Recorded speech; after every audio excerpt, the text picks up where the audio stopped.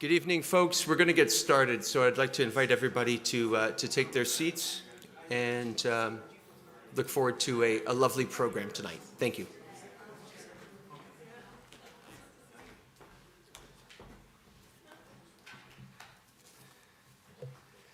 Hello, everyone. I just want to say thanks to everyone for being here, for coming out on this cold March evening. Cold for people from Toronto, March evening.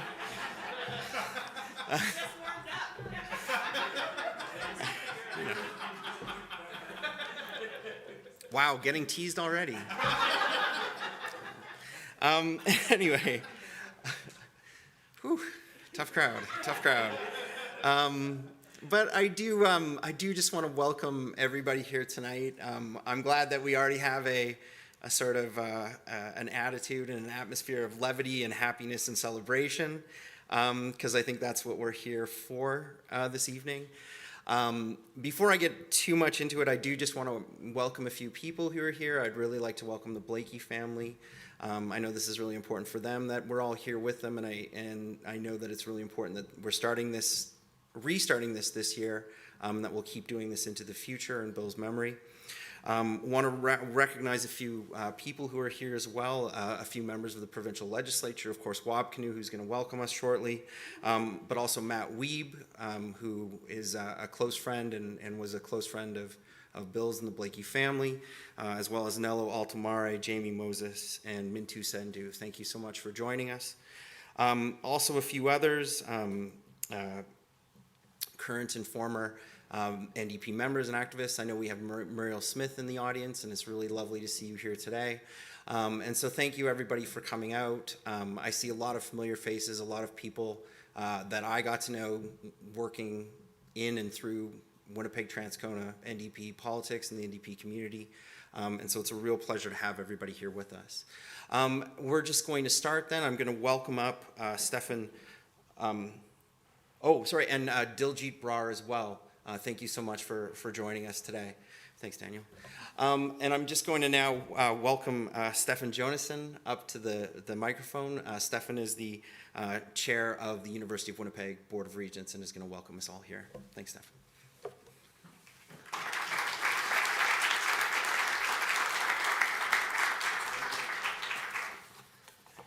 Good evening. As already mentioned, I'm Stefan Jonassen, chair of the University of Winnipeg Board of Regents. Before we begin, I want to acknowledge that we are gathered on ancestral lands, on Treaty 1 territory. These lands are the heartland of the Métis people. We also acknowledge that the water we depend on is sourced from Shoal Lake 40 First Nation. I'm honored to have been asked by Dr. Todd Mondor, President and Vice Chancellor of the University of Winnipeg, to open this inaugural Blaikie, Knowles, Woodsworth lecture on the university's behalf. And so on behalf of the University of Winnipeg, I would like to acknowledge the generosity of the Douglas Coldwell Layton Foundation for supporting this lecture series.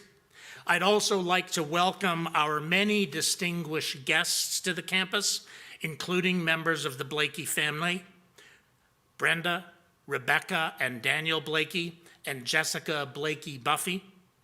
Welcome also to Leader of the Opposition, Wab Kinew, Leah Gazan, Member of Parliament for Winnipeg Centre, and John Weir, Brad Levine, Josh Bijak, and the other Douglas Coldwell Layton Foundation directors and staff. I'm excited this evening to hear from Dr. Gary Dorrien. Dr. Dorrien is a leading historian of the social gospel movement, and his lecture today will tie together English Christian socialism, the social gospel in the United States, and the CCF NDP story up to now. Like Bill Blaikie, it was the study of theology and vocation of ministry that led me to my current political convictions. Whatever else we may say about Jesus, he was a first-class political economist. When we would chance to meet at rallies or conventions, that's Bill and I, not Jesus and I.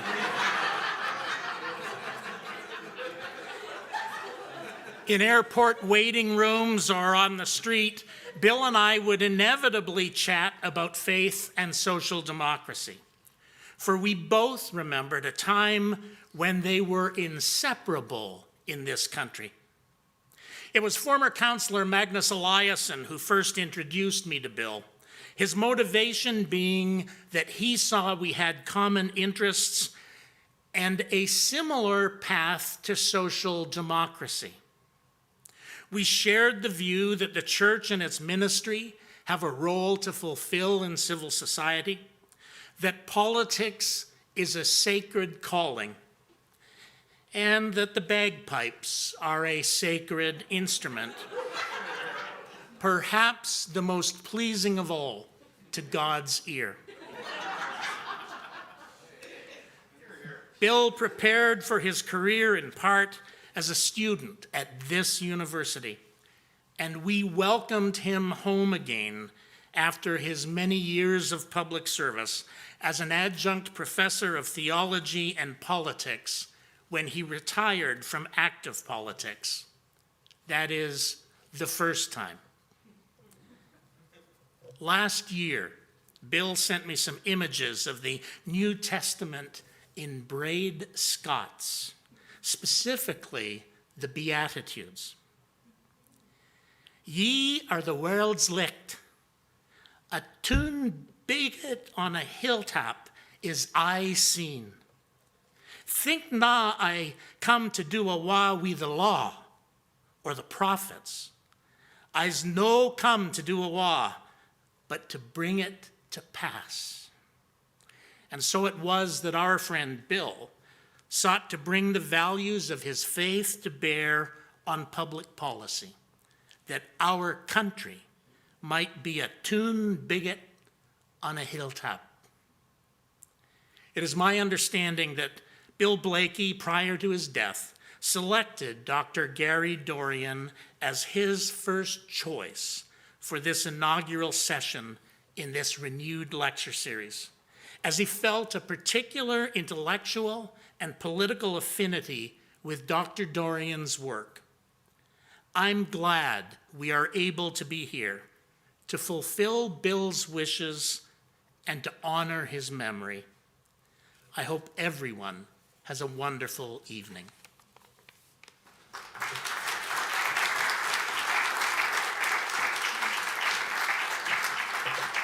Thank you so much, Dr. Johnson. That was a lovely introduction, and thank you all for being here tonight. My name's Josh Bijak. I'm the Executive Director of the Douglas Coldwell Layton Foundation, and I thought I would take a second here to welcome you, but also let you know about the foundation and the charity itself. 50 years ago, Tommy Douglas established this charity to help educate Canadians. It's a lovely work that we get to do. And because of this work, we get to work with organizations and institutions like the University of Winnipeg. And we're so grateful to be here tonight. We're going to be talking tonight about something that is very dear to our friend Bill Blaikie's heart. And as Dr. Stephenson had just said, this lecture would not be happening tonight if it wasn't for Bill's vision. And I want to give you a little story. I decided to take on this role with this foundation because I believed in the same ideas that Bill believed in, that we need to be talking to people, not just about where we want to go, but where they are at. Bill contacted me a couple years ago and he said, Josh, we used to have a lecture at the University of Winnipeg. And we would have a talk about theology and faith. And we invite people from all different cultures to come together to share in this conversation. But it's not happening anymore. Do you think the foundation would want to take up the challenge? And I thought to myself, well, Bill, that's fantastic. That's exactly what we should be doing. Why wouldn't we do that? And he said, well, Josh, I'm going to leave this in your hands. Get it done. And then in a very Bill fashion, he made sure that I did it. I'm very happy to say, though, it's not just the lecture that you're hearing tonight. It's thanks to Bill that he spawned a whole bigger idea. We now have a lecture series established at 5 universities across the country. Tonight is not just the inaugural Blaikie, Knowles, Woodsworth lecture here at the University of Winnipeg. It's the very first lecture, part of an annual lecture series at those other universities. And they include the University of Victoria, McGill University of Montreal, the University of Toronto, and Mount St. Vincent University in Halifax. It's pretty exciting, folks. It's pretty exciting. When you consider that this work was not being done, and now it is being done, it's remarkable. But it's not just because of the people at the foundation. It's because of people who care.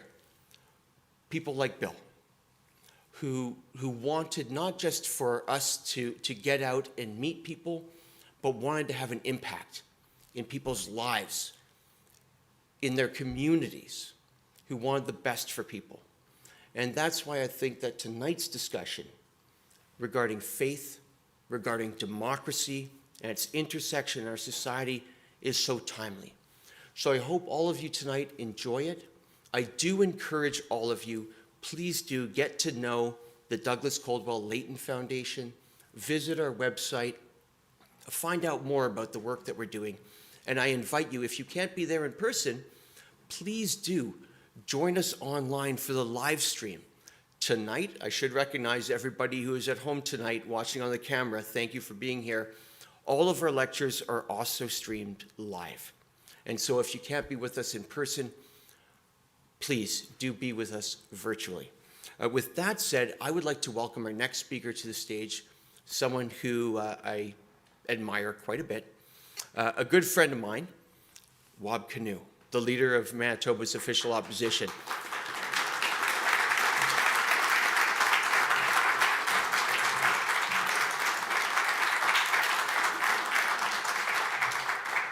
Well, thank you very much, Josh. It's great to be introduced by you. And in addition to, well, first of all, congratulations on the lecture series being launched. So why don't we give it up for everybody from the foundation one more time. In addition to being the executive director of the foundation, Josh is also maybe the best fundraiser that I've ever seen in my life. And I can tell everyone's cringing because I think we're going to do a financial appeal for the Manitoba NDP here. But I can assure you that's not where I'm going with this. This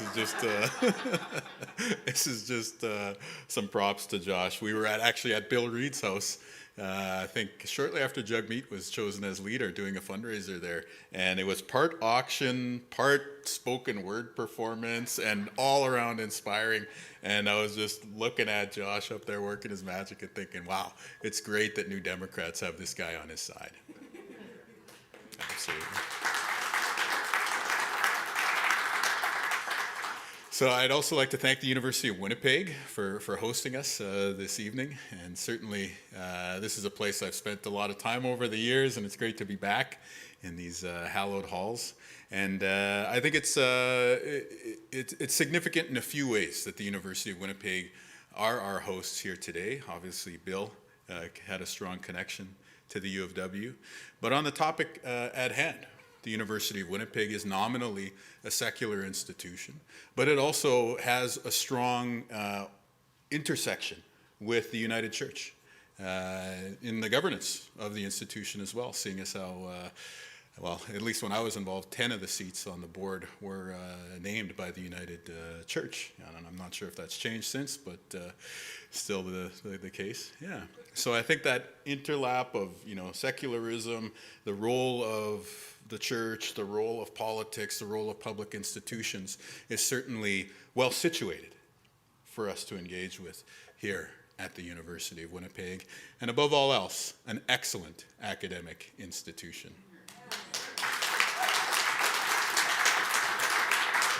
and my alma mater, along with the University of Manitoba. So there we go. Of course, the Blaikie family, thank you so much for letting us honor Bill. And so to Brenda and Jessica and Rebecca and Daniel, and to Tessa, who's not with us tonight, but with us in spirit, we certainly thank you for allowing us to share, to thank you for letting us share with your father and your husband's legacy. I know that you're on your own journeys with processing and managing life as it is now, and holding Bill in your hearts and minds. And I know that as a son, a daughter, a wife, for you to share that person that you're grieving with the rest of us, as you are tonight, is certainly very meaningful, because he meant a lot to us too. So thank you so much.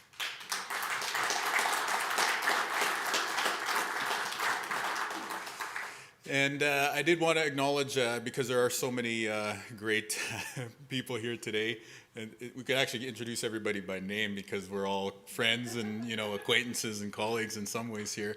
But I did also want to acknowledge that Chris Wiebe, who is an academic here at the University of Winnipeg, but also the NDP candidate for Dawson Trail in the coming provincial election. I wanted to shout him out.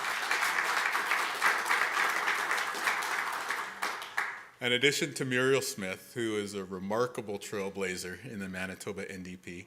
By the way, Tessa Blaikie ran my 2017 leadership campaign. She was a campaign manager, and I always joke, I was elected on a pamphlet.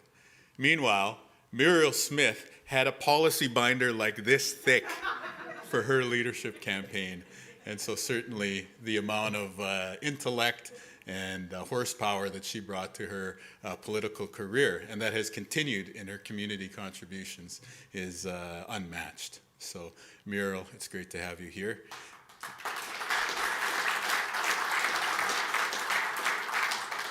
We also have Marianne Sorelli, who served as the MLA for Radisson and has also done a ton of work in the community as an activist. And I believe that Gord McIntosh is here as, oh, there he is in the back row. Also somebody who kind of straddles the worlds of the University of Winnipeg and community, and of course served many important cabinet portfolios. So thanks for being here, Gord. And we have stalwart of the labor movement, Paul Moist, sitting right behind him. So we're truly in great company here tonight.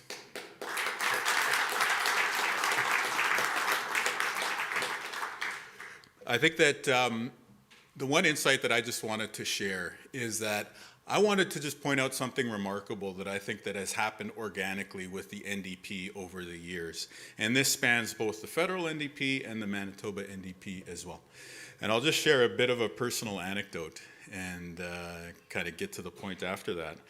In 1990, that's the first time I ever went to the Manitoba legislature. First time I went to the legislative building. And I was going there to protest the shooting of J.J. Harper, who was a First Nations man who was shot, unarmed, by a Winnipeg police officer, and that eventually led to the calling of the Aboriginal Justice Inquiry, among other things, helped to elevate Murray Sinclair on the path that he was already on, being called to the bench, led to reforms with law enforcement and the justice system. It was a seminal moment in Manitoba history. But I was there with the little sign in hand, 9 or 10 years old, however old I was. And it was my first time going to the ledge, you know, taking the bus down to the big stone building. And we showed up, and my nephew, same age as me, had a placard with the same slogan written on it. So I was like, you know, memories of a revolutionary childhood. It was awkward, like showing up at a party wearing the same outfit as your best friend. But we're there, and I remember we did our thing, chanting and protesting and this and that, and you know, of course, somebody came out from the building and said a couple words to us, and that was that. And then years later, I got elected as an MLA and took a seat inside the chamber in the Manitoba legislature. So literally went on that journey from being an outsider outside the building to an insider with a chair inside the building.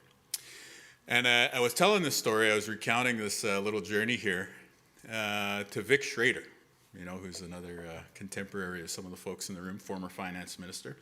And he goes, oh yeah, I remember that. Yeah, I was the guy that they sent out to go and talk to you guys. right? And it's not an accident that I ended up running for the Manitoba NDP, right? That it was the party that had somebody like Vic who would come and talk to us, or who had people like Muriel who were designing the social programs that helped to make somebody growing up in the 80s like me live in a province that was a little bit better. And so we have this trajectory where people have found our way into the new Democratic Party at various levels. And since the topic at hand tonight is about the intersection of the social gospel tradition, explorations of theology, questioning how religion motivates people in politics, I wanted to tell you this. The social gospel tradition is one with a rich heritage in the Manitoba NDP. And in addition to that, I am a leader in this movement today who my ethics have been formed by two religious influences, one being the Anishinaabe tradition, which is the wisdom inscribed on petroglyphs and birch bark scrolls in this land since time immemorial. And the other is the Dakota tradition, which is the tradition and moral outlook formed through the practice of the Sundance ceremony each and every summer going back thousands and thousands of years.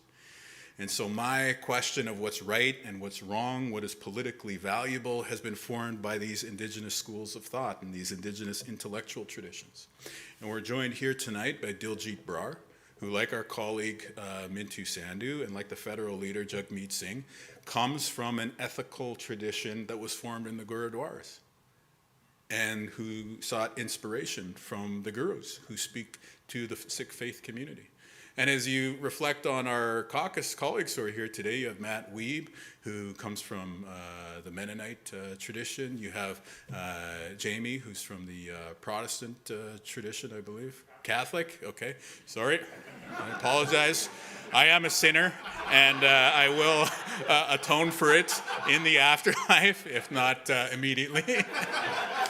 Anyway, I think you see where I'm going with this thing. Like the diversity that we have today is, to me, it's like it's the social gospel, it's the Gurudwaras, it's the Sundance, it's the global intersection and interaction of different worldviews, paradigms, and ethical frameworks coming together and agreeing, forming a consensus on building a more progressive Manitoba and a more progressive Canada. And to me, that is something that is truly worth celebrating and highlighting.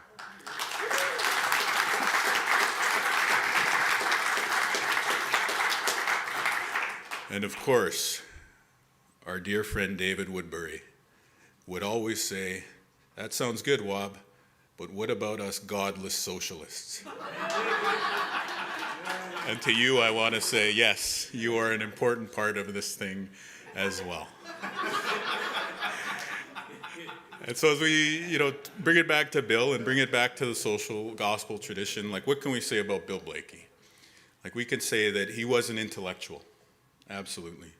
He was an ethical person who conducted the entirety of his public career, but also his private life with a tremendous amount of integrity. He was certainly a man of faith, but he was definitely a family man before everything else. And we see the testament to that life in the amazing family that he did raise, along with Brenda doing so much of the heavy lifting. And so as we celebrate Bill's contributions to our intellectual and political life, I just wanted to share that one of the first times I spoke to him, I was a reporter interviewing him on the subject of Jack Layton's death. And he was there standing on Graham and Kennedy downtown with a tear in his eye, talking about how Jack, in his view, was like Moses. He was going to lead his people right to the doorstep, but he himself wouldn't get to see the promised land. And there's so much in that experience with Bill. His faith, his insight, but most of all, his deep passion and commitment to doing something progressive together, which to me is the ultimate interpretation and incarnation of the social gospel. So, with that giant having lived among us, I really think this is such a remarkable and amazing way to pay tribute and to ensure that Bill and his contributions to our party, to our movement, to our country live on. So I congratulate you once again. Dr. Dorrien, I wish you well and break a leg. And thank you so much to everybody for coming to help mark this inaugural occasion. Miigwech. Merci.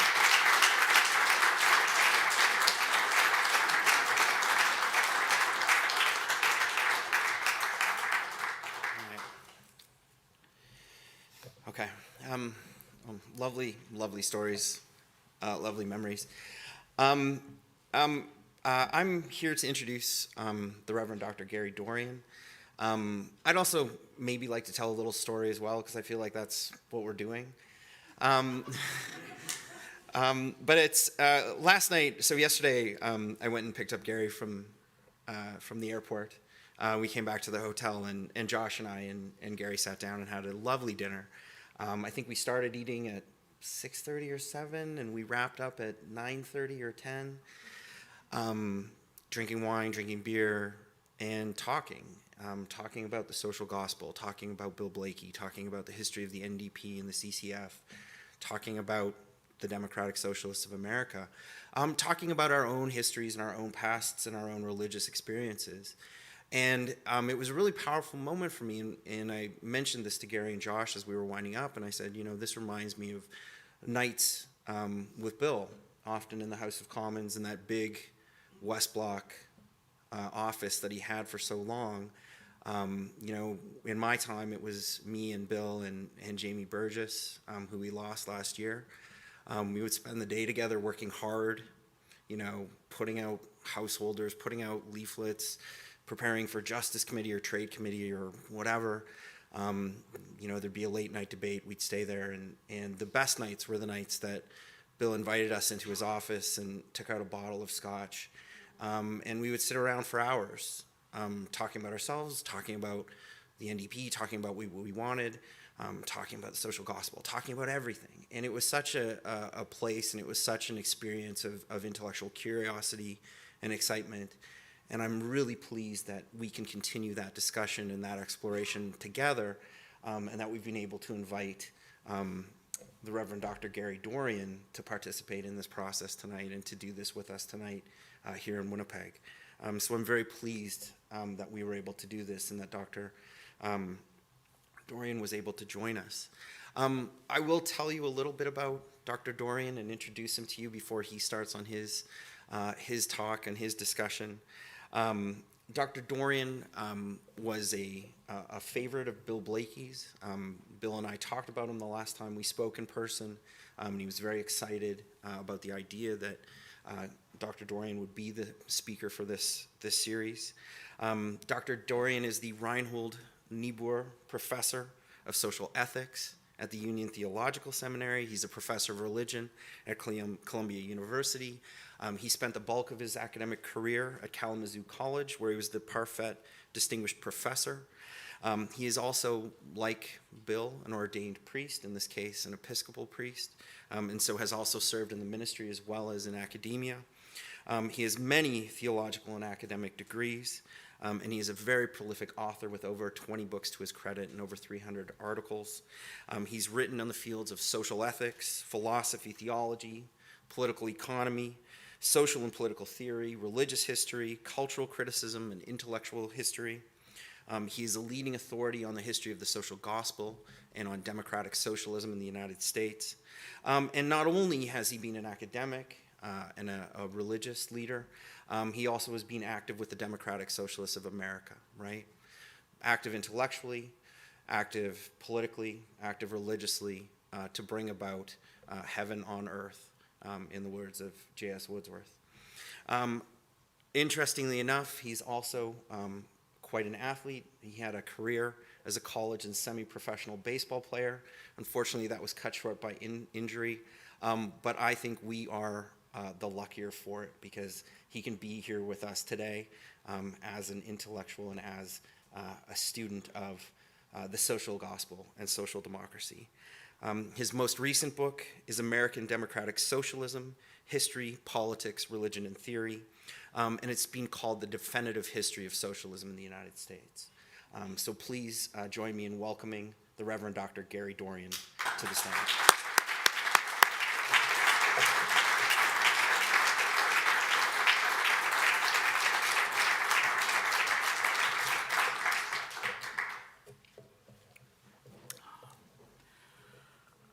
Well, John, thank you for that beautiful, generous introduction.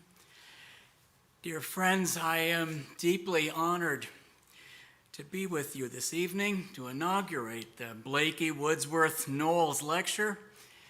I'm grateful to John and Josh for their wonderful hospitality extended to me. It's a great privilege for me to speak about the social gospel, faith, and politics that inspired social democratic politics in this nation.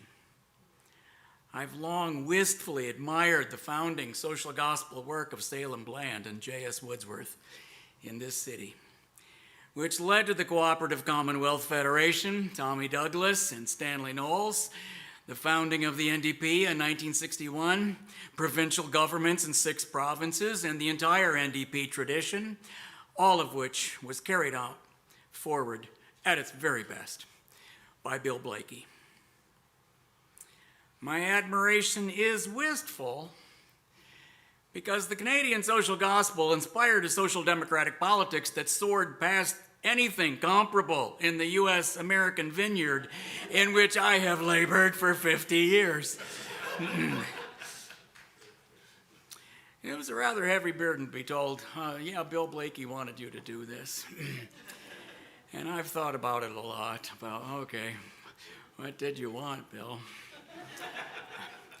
I've tried to write what I imagined to be the answer. Now I'm standing here with all these Blaikies in the front row. And I wish so much he were here to hear it.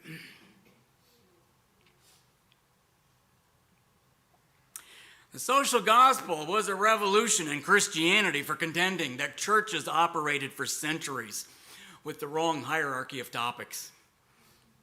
The scriptural teaching about justice flowing like a river and pouring yourself out for the poor and vulnerable never made it into any historic Christian creed.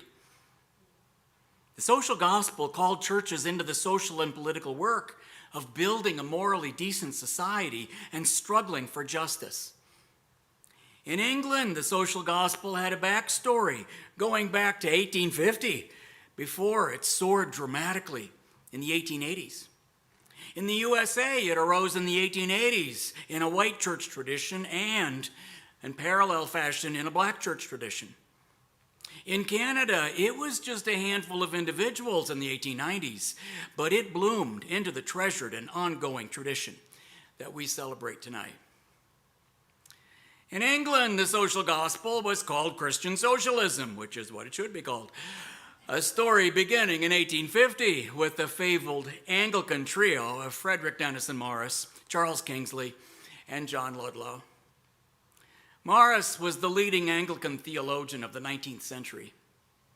He taught that cooperation is the moral law of the divine order, and the church should be a true commonwealth in England, reflecting the beauty and goodness of the divine order. Kingsley wrote graphic, preachy, best-selling novels that railed against the predatory violence of industrialization. Ludlow was a lawyer who grew up in France, so he knew all about French socialism. In France, socialism sometimes had a religious streak, but mostly it was anti-government, anti-political, anti-religious, and devoted to direct action, the general strike, and a syndical order of radical worker organizations. France contributed mightily to the idea that socialism got rid of God. Morris, Kingsley, and Ludlow believed that Anglican moral theology could be the foundation of a better socialism. Socialism needed to be defined by its ethical character, not its ideology. Soon they fell into bruising debates about, you guessed it, ideology.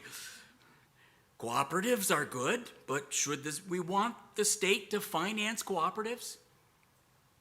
Should the cooperatives build labor syndicates? Is it possible to build democratic socialism in a country lacking trade unions? The English Christian socialists splintered over these questions, but their movement revived dramatically in the 1880s. Now the movement was overwhelmingly led by Anglo-Catholics, showing that socialism does not have to be Marxist or anarchist or French. It could be morally based, idealistic, religion-friendly, and involved in ordinary politics. And in 1893 in England, they even belatedly got a union movement, the Independent Labour Party. The leading Christian socialists, Stuart Headlam, Thomas Hancock, Charles Marson, Scott Holland, Charles Gore, and Conrad Knoll, called for socialized industry and land and repudiated the racist colonial gore in which they were raised. Their anti-imperialism pitted them against Sidney Webb, Beatrice Webb, George Bernard Shaw, and other leading Fabian socialists. The Fabian Society was a powerful force for state socialism and a host of reform causes. It did magnificent work in England, except for the fact that its leaders were white supremacists who prattled about preserving the British Empire, weeding out inferior races, and building a bureaucratic superstate. We'll get back to that in a moment. In the USA, the social gospel was founded in the 1880s by progressive congregational ministers Washington Gladden and Graham Taylor. They were soon joined by a wave of socialists led by Congregationalist George Herron, Baptist Walter Rauschenbusch, Black Methodist Reverdy Ransom, and Episcopalians W.D.P. Bliss and Vita Scudder. The mainstream of the U.S. American social gospel was reformist and middle class, but it was the socialists who made the social gospel famous. They said the social gospel must challenge dominant structures of power. Otherwise, it's just churchy idealism that relieves the guilt feelings of middle-class ministers. Walter Rauschenbusch, the icon of the social gospel, said that idealists alone have never changed anything. The law favors the capitalist class because they have made it. We must replace a predatory system and its laws with economic democracy. Meanwhile, the greatest religious tradition we have in the USA is the black social gospel. Martin Luther King Jr. did not come from nowhere. He came from the black social gospel tradition that provided the social justice theology and politics of the civil rights movement. In Canada, the Methodists were the strongest players in the founding of a social gospel movement, followed by the Presbyterians, Anglicans, and Congregationalists in that order. The quintessential founder, Salem Bland, started out as an evangelical Methodist cleric. In 1903, he began teaching here at Wesley College, where the writings of Kingsley and other English Anglican socialists were already in the curriculum. The social gospel and liberal theology were two different things. It was possible to be one without the other. But in the USA and in Canada, these two things mostly fused together, as they did for Bland.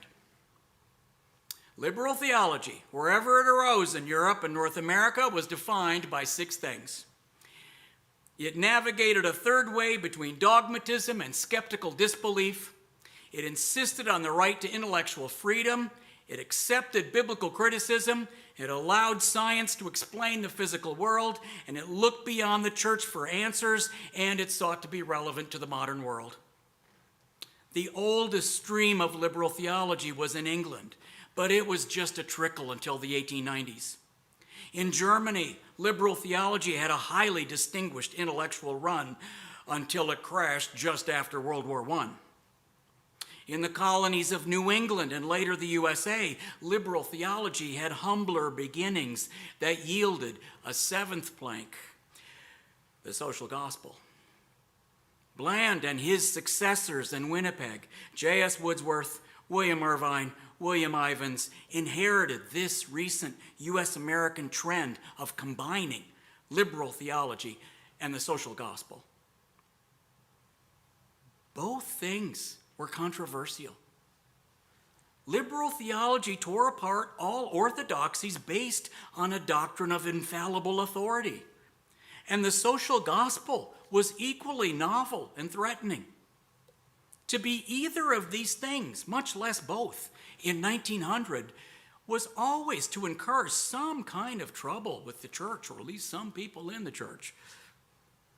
Bland was a trailblazer who loved the work. He spoke across the West, called for a third party in Canada, and poured himself out for the single tax of Henry George. The single tax was the rocket fuel of social gospel politics. American journalist Henry George argued in his colossal work, Progress and Poverty, that land ownership is the root of all social evil. As long as land values increase, those who work the land are forced to pay more for the right to work. George was against monopoly, not capitalism. He said it's fine to derive earnings from the application of labor or capital, but not to extract wealth as rent. Rent is a toll levied by monopoly, expropriating wealth for mere possession, which performs no useful function. God created the land for everyone, and society creates the increment in the value of land. Therefore, the increment should go to society. The key to creating a just society is to appropriate the unearned increment in the value of land. We don't have to confiscate land. We only need to confiscate rent. George's book electrified an enormous reading public in North America and the UK, especially Ireland. He conducted spectacular speaking tours, urging that the single tax changed everything without making heroic demands on the political system. It did not rest on a doctrine of class war or require sweeping transformations of human consciousness. All it needed was to win a few elections. George called himself an apostle of the kingdom of God, declaring that the single tax would unleash new creative powers of the human spirit.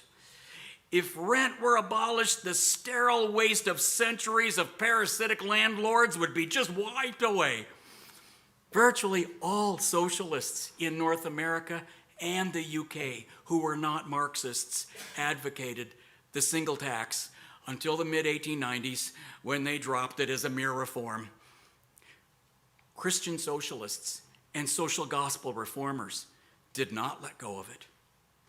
Hedlund, Rauschenbusch, and Bland held fast to the feeling of deliverance that they got from Henry George, who cut to something deeper than socializing industry. From 1911 to 1915, social gospel Methodists conducted social surveys across Canada that yielded the bellwether conference of the Canadian social gospel movement, the Social Service Congress of 1913. Another Winnipeg social gospeler, Presbyterian pastor C.W. Gordon, delivered the keynote, declaring that the Canadian state prostrated itself to the big individual and to big business, while the church left its members quivering under a God of wrath. Gordon said that is a travesty of the religion of Jesus. He wrote fervent social gospel novels under the pen name of Ralph Connor. In the USA, the relationships between the social gospel and the Socialist Party were more intertwined than was the case in Canada. Many of the leading social gospel intellectuals in the USA were socialist, and over 300 Protestant ministers belonged to the Socialist Party from its founding in 1901 onward. Espousing public ownership and worker ownership in the USA was notoriously difficult. The literature on this subject runs long on open borders, an expanding frontier, roast beef and apple pie, and simple majority representation in single-member districts. But for all of that, the USA had far enough suffering and exploitation to create a surging, powerful, in many ways spectacular socialist movement. The Socialist Party was a wondrous stew of radical Democrats, neo-abolitionists, Marxists, Christians, populists, feminists, trade unionists, industrial unionists, single taxers, anarcho-syndicalists, and Fabians. It had Jewish New Yorkers who espoused a universalistic creed in Yiddish, and a flood of refugees from Russia and Poland. It had German social democrats in Milwaukee and Chicago, rebellious tenant farmers in Oklahoma, red populists in Texas, and syndicalist miners in Colorado and California. Their problem was not that the USA was open and prosperous. It was that divide and conquer worked in the USA. Workers were turned against each other, pitting native-born workers in the craft unions against unskilled workers and excluding Black Americans, women, and Chinese. U.S. American unions were founded separately from political parties and became part of the system of political control represented by the two-party system. Socialist union leaders stumped for a socialist labor party, but they never topped 38% in the American Federation of Labor. Eugene Debs, the fabulous leader of the Socialist Party, excoriated his comrades who tried to win the AFL to socialism. He blistered them as sellouts for scaling the ranks of a shabby union movement. Shabby was what he always called them. To Debs, socialism was the cure for all social problems and not to be sullied by mere reform movements or mediocre trade unions. He was the apostle of a true way that found strength in its purity, a Protestant redemption strategy soaked in the idioms of American revivalism. Being a romantic U.S.-American individualist made Debs a riveting campaigner. He loved the workers, and they loved him back. But he made it hard for them to join his party. And he spurned the strategy that worked in England, forming a coalition party of the Democratic left. From 1907 to 1918, when it mattered, those who wanted to try the British model were branded as sellouts. Into this story came Woodsworth and Norman Thomas. Woodsworth began his Methodist ministry in the 1890s. He studied subsequently at Toronto and Oxford, and at Oxford he witnessed the ruckus in the Fabian Society over the Boer War, which was the second Boer War, of course, the one from 1899 to 1903. Sidney Webb and other Fabian luminaries could not bring themselves to oppose the Boer War. They commendably stood for full employment, a living wage, common ownership of all industry, progressive taxation, and surplus spending for the common good. But they wrapped it all in bureaucratic imperialist gore about defending white supremacy and teaching the world how to be civilized. Woodsworth was repelled that Fabian leaders refused to condemn Britain's concentration camps in South Africa. We do well to remember it was Britain that invented the concentration camp. When he returned to Canada in 1902 to minister at Grace Church in Winnipeg, he preached that the church is supposed to care about the things that Jesus cared about: the poor, the vulnerable, the kingdom of God, loving your enemies.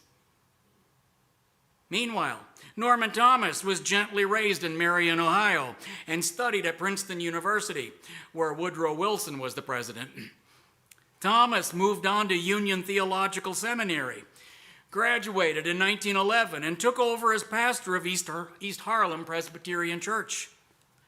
He was very much like Woodsworth.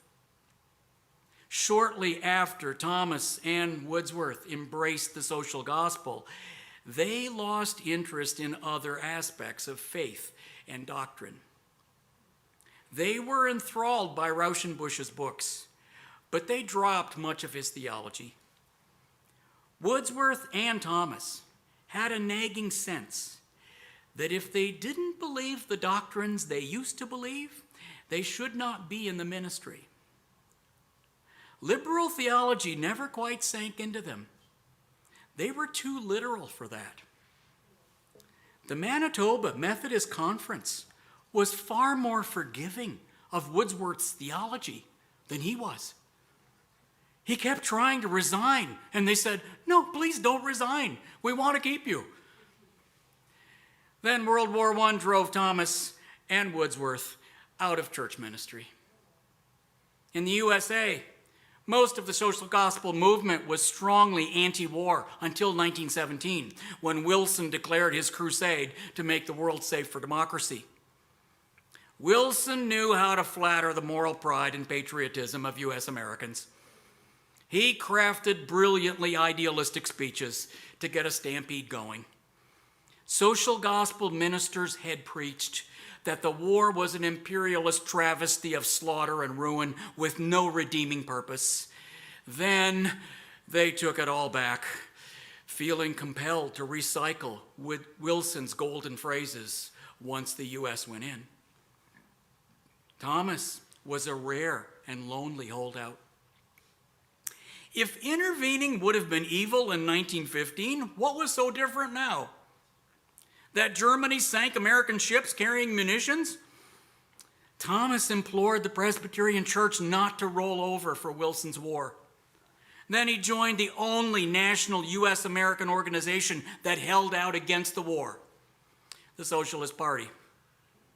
He joined it just as the party lost almost its entire flank of intellectuals. They were not going to stand against a patriotic stampede. They knew what was coming if they stayed. The U.S. government viciously persecuted the Socialist Party for opposing the war. Then the asteroid of world communism crashed into the Socialist Party and just blew it apart. Thomas became the leader of the shattered wreck that was the Socialist Party. In some ways, he was a better leader than Debs, and in some ways, he did not compare to Debs, not that it mattered. U.S. American socialists were going to fail miserably in the 1920s and 1930s, no matter what they did. Surely you are feeling the difference by now. For this was precisely the period when the social gospel soared in Canada. In the USA, the war was a 4-year run of contention and trauma that shattered the dreams of a generation of social gospel progressives. Rauschenbusch said plainly in 1917 that the war destroyed the social gospel. All he could do was hope that it would revive after the war ended. Afterward, the U.S. American social gospel became mostly a pacifist movement. Ministers repented of the pro-war sermons they had given. Meanwhile, the unions took one shot at a Labor Party coalition in 1924. The AFL was so disgusted with the Democratic and Republican candidates that it threw in for the candidate of a farmer, labor, socialist, progressive coalition, Robert La Follette. He won 17% of the national vote, and that was it for the dream of a third party. 1924 was a one-off affair for the AFL. For the next 30 years, the USA had no lack of activists who tried to build labor parties. There were local successes here and there, which scaled up to nothing. It was never hard to identify what was needed. Look at all the people whom the two dominant parties just don't even care about. But U.S. progressives failed at the very thing that the CCF and the NDP pulled off.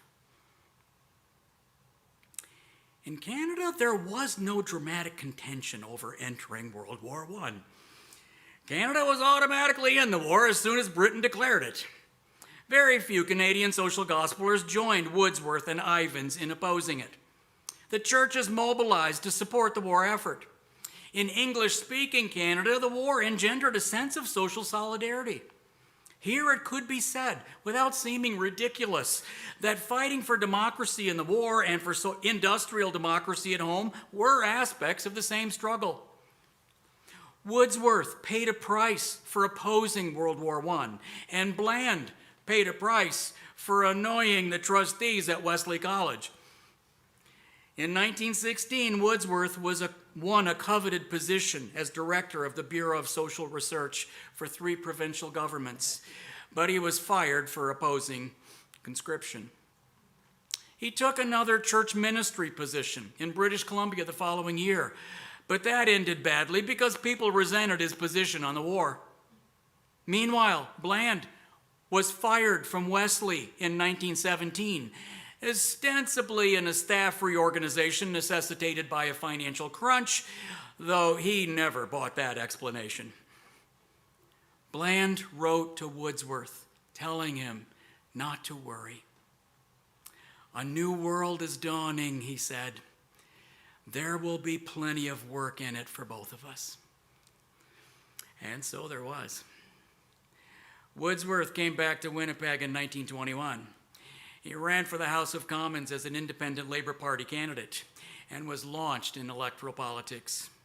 Meanwhile, the Methodist, Congregationalist, and local union churches and 70% of the Presbyterian Church merged in 1925 to form the United Church of Canada, a bulwark of the social gospel. This achievement, this ecumenical achievement, is one of the major factors that distinguishes the Canadian from the U.S. American social gospel tradition, although I must say it pales by comparison to the sheer colossal violence of the U.S. American founding, conquest, chattel slavery, and Jim Crow. I vividly remember the first time I read the names Woodsworth and Cooperative Commonwealth Federation. I was poring over some microfilm speeches of Norman Thomas in Widener Library at Harvard. Thomas referred to this Canadian CCF group that was founded in 1932. 12 years later, the CCF took power in Saskatchewan, and then it planted North America's first universal health care system. Thomas saluted the CCF with wonder and pain. "Look at the CCF," he said. "Democratic socialism is not so wild a dream. Well, at least not in Canada." Then the realignment movements in Canadian and U.S. American trade unionism created new political openings. The fusion of the Canadian Labour Congress with the CCF created the NDP. Meanwhile, the merger of the AFL and the CIO in the United States raised the prospect that the Democratic Party might be converted into a progressive Labour Party that kicked out the Dixiecrats. That was how U.S. American socialists piled into the Democratic Party in the early 1960s. Both of these realignment strategies had just played out when Bill Blaikie's generation and mine came of age. Bill grew up in working-class Transcona and Memorial United Church. His father was a machinist and later a manager for Canadian National. He earned a degree in philosophy and religious studies here at the university, where in 1971 he joined the NDP. He proceeded to Toronto School of Theology, where he and Brenda were confirmed in the United Church, partly so he could qualify for ordination. In 1978, he was ordained, and the following year, he was elected to his first seat in the House of Commons. I recount this trajectory with wonder. Bill was already an ordained minister and an elected MP at the age of 28, when I was still futzing over whether I could even join a church or embark on any career whatsoever besides vagabond activism. But Bill had Stanley Knowles in his life, plus theological role models. Gregory Baum, Douglas John Hall, Roger Hutchinson. I had nothing like that. I regret that I never met Bill. But I did know Richard Allen, the great historian of the Canadian social gospel, as a friend. I knew that he admired Bill as a kindred spirit. And all three of us shared social democracy fired by the social gospel. I joined the Episcopal Church at the age of 29 and became an academic at 35. I grew up in a poor family in rural Bay County, Michigan. Some of our neighbors had blue-collar jobs. Many others lived in crumbling shacks and trailers, and nobody talked about going to college or having something called a career. My parents were nominal Roman Catholics who had grown up in Michigan's Upper Peninsula, where my father was slurred as a half-breed for having a Native American mother. Upon moving away, he aimed for all the white privilege he could get. My mother was proud of marrying a Cree, and he was ashamed of being one. I grew up white working class and have never claimed any other racial identity, knowing that I internalized whiteness long before I had any ideas about it. My family got to Mass just enough for me to be caught by the figure of the crucified Jesus. I fixed on the crucifix overhanging the altar. It spoke to me like nothing else in Christianity, or nothing else at all.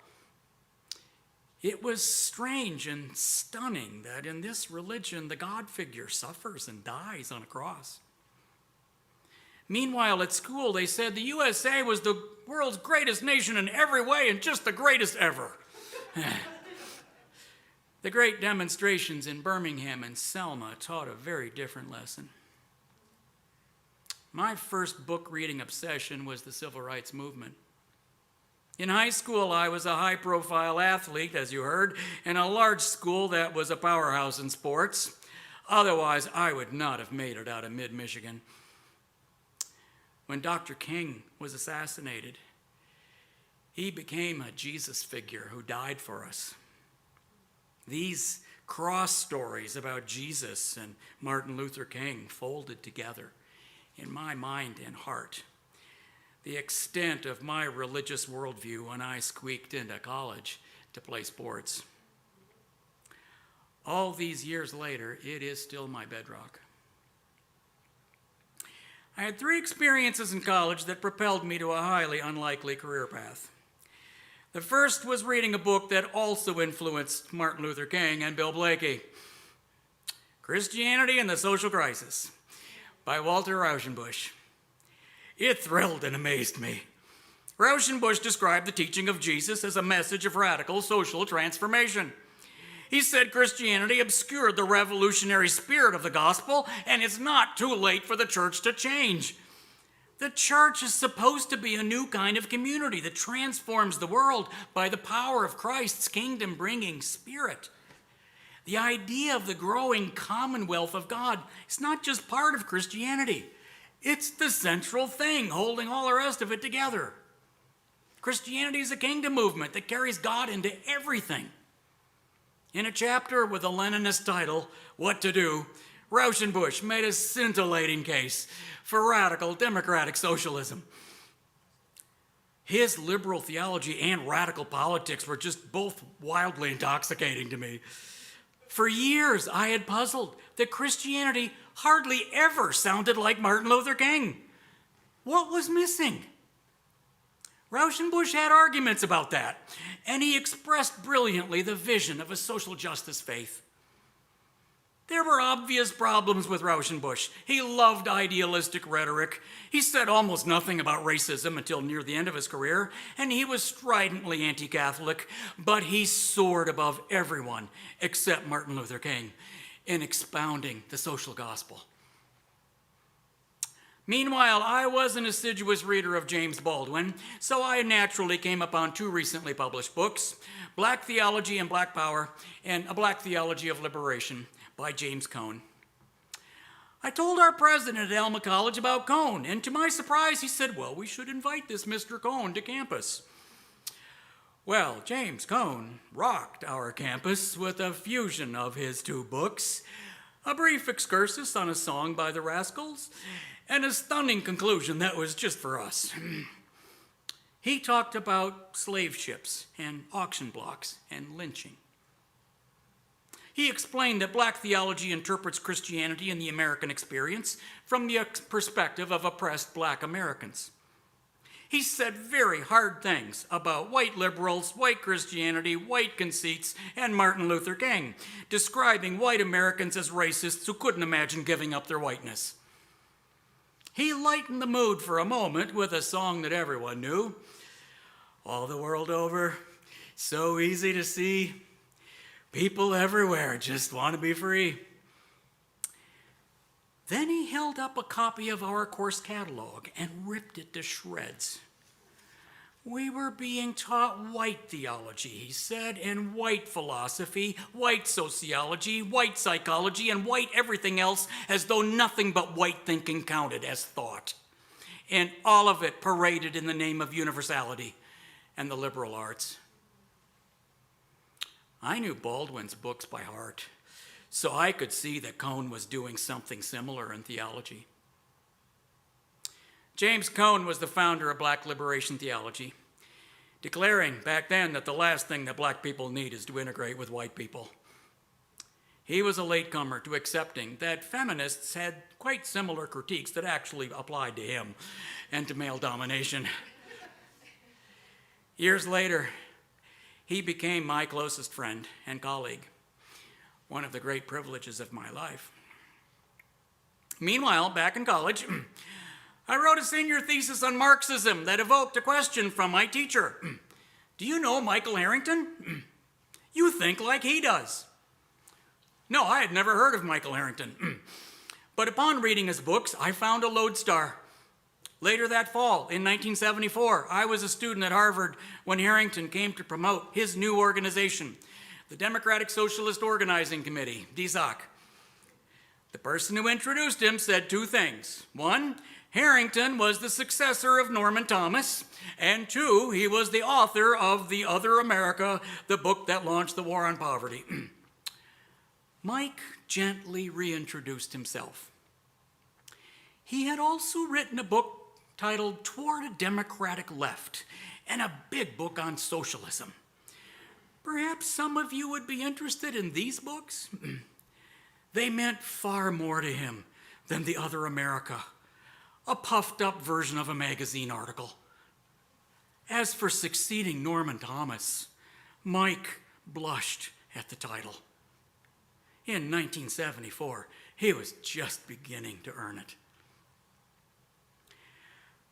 I was a Harrington organizer for the next 15 years, which was the rest of Mike's life, founding DSOC and DSA chapters, serving on the national board, working in the left wing of the Democratic Party, and doing solidarity work.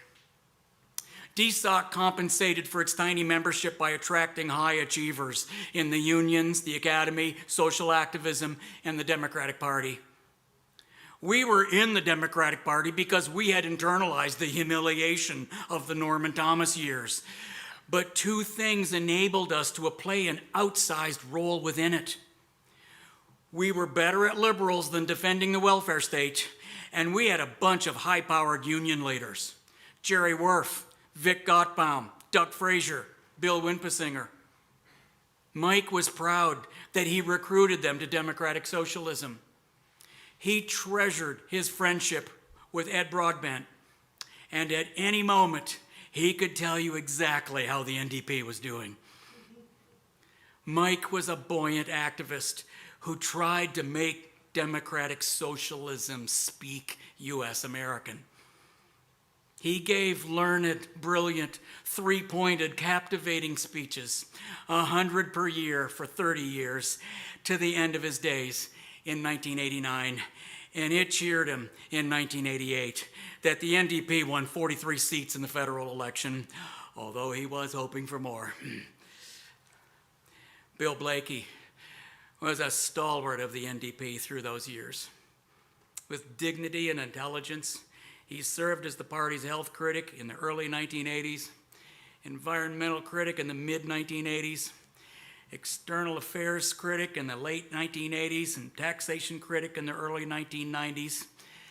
Then he took on the foreign affairs and trade portfolio and the intergovernmental affairs work. He was a sharp and principled critic of the neoliberal race to the bottom, protesting that it elevated the rights of investors above workers, the environment, and entire societies and cultures. It grieved him in 1995 when CN was privatized and Transcona jobs were outsourced. He put it strongly in his NDP Minority Report of 1998. Bill was never one to submit to the siren call of radical utopianism, but he also resisted the neoliberals who said that Tony Blair showed the way for us. Give me a break. Bill was principled, ethical, strong, and sought to make sense in the mainstream of the NDP, though always with a certain feeling of an outsider, always walking a tightrope, keeping his balance. He accepted and professed that the crimes committed against the Aboriginal peoples of Canada are a permanent blot on the Canadian nation and church. No culture of atonement can atone for them, but building a culture of atonement is imperative. Bill was justly proud that he played a role in securing the right of the Aboriginal people of Quebec to be consulted about the future of Quebec. On marriage equality, well, he fell behind the cultural curve, a bit too impressed that he had the same position as Barack Obama, a trimmer who, you remember, always planned to grow on this issue once the 2012 election was behind him. Bill grasped early on that life is morally complex. He had been a member of the House for only a few weeks when he appeared on the Watson Report to defend an NDP position that he opposed. That night he called Brenda. Well, I've definitely become a politician. He struggled with the moral aspects of politics out of moral seriousness, seeking the good. Sometimes he put it poignantly, quote, I was often in the middle, wishing for the kind of certainty that others seem to possess in such abundance. Altogether, he served in 9 parliaments. He was a lonely one of 9 survivor of the devastating 1993 election, and he went on to become the first New Democrat to serve as Deputy Speaker of the House. Bill persistently resisted the political right on labor laws, environmental policy, progressive taxes, foreign investment that benefits the community, draconian anti-terrorism laws, and taking health care out of the marketplace. He described the ascendance of the Reagan-Thatcher-Mulroney right as idolatry of the marketplace, grieving that its greatest damage was to the environment.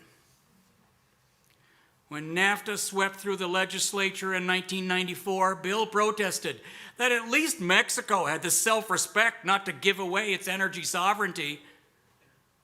How are Canadians so accepting of a deal that shredded environmental, worker, and democratic protections? Bill worked constructively with liberals, but he protested that coalitions often provide a refuge for people who don't want to take a strong position, a lot of whom just don't even like politics. It rankled him when coalitions provided a safe haven for liberals to advocate positions that they did not take in their own party. He despaired of false ecumenism. He knew why he was in the NDP, and he accentuated the differences between the parties. He was also the best kind of ecumenist, as John Weir has noted. A different kind of person would have undermined Jack Layton's leadership after losing to him for the party leadership in 2003. Instead, Bill took on the role of parliamentary leader of the NDP, building up the party in ways that led to the electoral breakthrough of 2011. That year, he wrote, "Our demise was hoped for and predicted many times, but you cannot kill a dream, and the dream lives on." Unquote.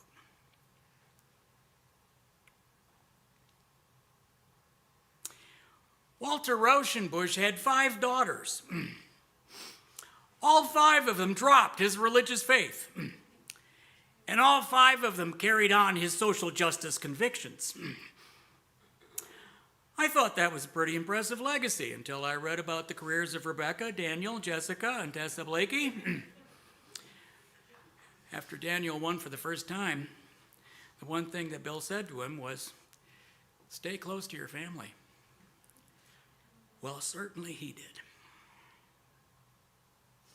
Bill was eloquent about how his faith supported his politics and how it became harder to say so through the course of his later career. The Christian right has hijacked the Christian name, and generations have arisen that cannot imagine what progressive religion meant to Stanley Knowles or Martin Luther King Jr. or Bill Blaikie. Bill walked a tightrope between not treating religious faith preferentially and rejecting the fashionable prejudice against religion. He put it plaintively, quote, "There can be a positive, mutually beneficial relationship between faith and politics, and this relationship should not give offense to those who truly wish to broaden the conversation," unquote. Social justice religion has always come out of cities where people of different identities from different places and walks of life share life together, as in Winnipeg, Toronto, Chicago, New York, London. Tommy McLeod, in his biography of Tommy Douglas, registered on the last page that Douglas hoped that Bill Blaikie would carry on the mission of the social gospel in Canadian left-wing politics. Bill said that was precisely what he sought to do in the idioms and cultural circumstances of a later generation, and so he did magnificently. Holding together the intersecting sites of social justice struggle is inherently difficult. Economic democracy and cultural recognition must work together, for every form of injustice is rooted simultaneously in the economy and the status order in the global context of an apocalyptic eco-crisis. We have to care about economic inequality and about the pressing causes of harm for First Nation, racial, gendered, and sexual identities. Here, the defining injustices are disrespect, being rendered invisible, and being judged by norms that are often alien to one's culture. The image of justice as a scale held by a blindfolded judge evokes one important test of justice: impartiality. But this scale has been stretched to the breaking point because parties no longer fight over something that can be weighed on a single scale. Movements demanding economic redistribution clash with defenders of the neoliberal status quo and with claims on behalf of indigenous communities, the global poor, refugees, the environment, and peace. Decisions made by national governments, corporations, international organizations, currency speculators, and institutional investors have immense impacts on communities lacking any input in the decisions.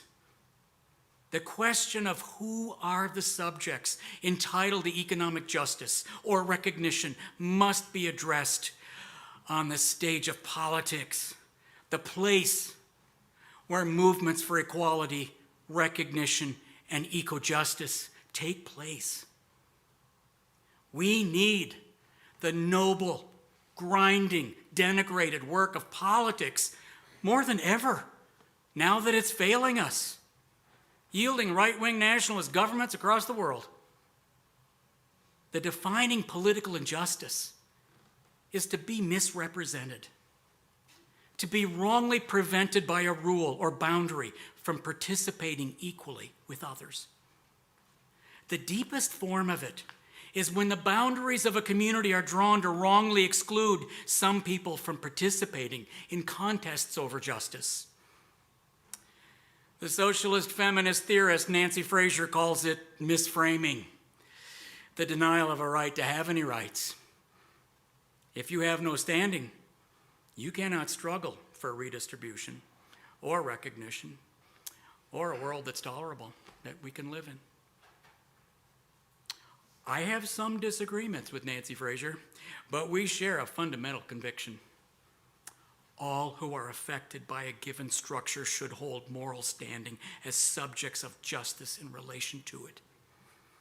Today, there are two fronts of this struggle to achieve the principle of all affected moral standing. One is the prosaic political mission to attain mere decency in the USA or to build upon mere decency in Canada in governmental policies. The other is the global fight to attain standing for people currently lacking any. There is a right to make a claim of injustice against any power that causes harm. When Paul says that faith, hope, and love remain, these three, he doesn't mean the evidence is in their favor.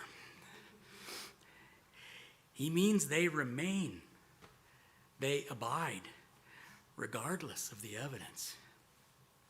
Love makes you care, makes you angry, throws you into the struggle. Hope keeps you in the struggle, gives you courage, helps you face another day. Faith is trust and commitment. I need all the faith, hope, and love divine I can get, and I can't get any of it on my own. Only through the ties of faith and love with others that grace my life do I have any capacity for hope. Thank you, friends, for the great privilege of honoring tonight the life and work of Bill Blaikie and the social gospel tradition that he loved. Thanks.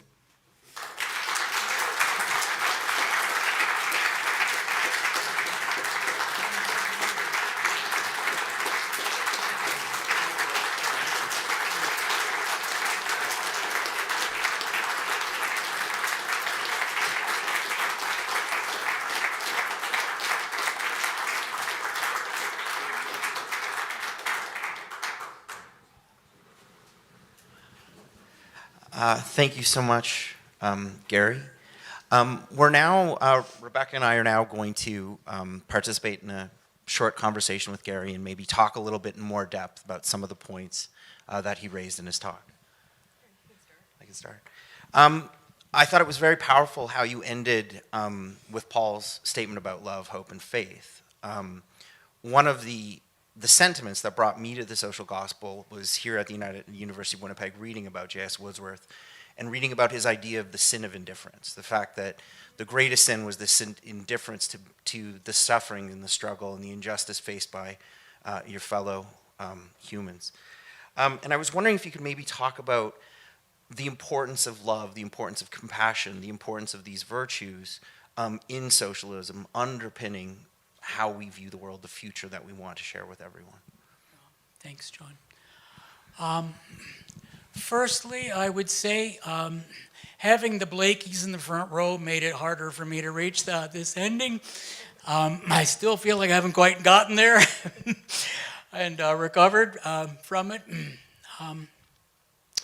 With regard to the love issue, and of course that's what's radiating here, it's just the love that people had for Bill and just feeling this moment as one that, that he planned.